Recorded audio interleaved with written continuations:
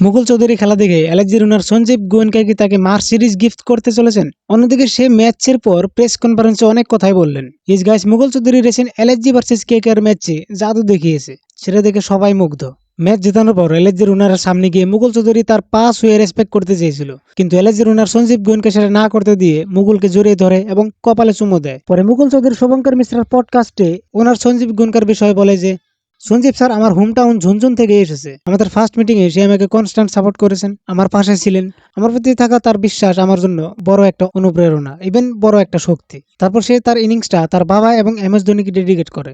সে বলে যে, আমি আমার এই ইনিংসটা আমার বাবা এবং MS ধোনিকে ডেডিকেট করছি। আমরা সবাই দেখেছি MS ধোনি স্যার এরকম সিচুয়েশনে খেলে কিভাবে ম্যাচ ঘুরিয়ে দিতেন। আমিও ঠিক একই পজিশনে খেলছি এবং তাকেই অনুসরণ করার চেষ্টা করছি। অন্যদিকে নাকি অ্যালেক্সি রুনার সঞ্জীব গোয়েনকা স্যার তার খেলা দেখে ইমোশনাল হয়ে তাকে মার্সিডিজ বেঞ্জ কার গিফট করবেন, যেটার দাম 4 কোটি থেকে বেশি। কিন্তু এটা ভুয়া হতে পারে, কারণ অফিসিয়াল ভাবে কোনো সোর্সে বলা হয়নি।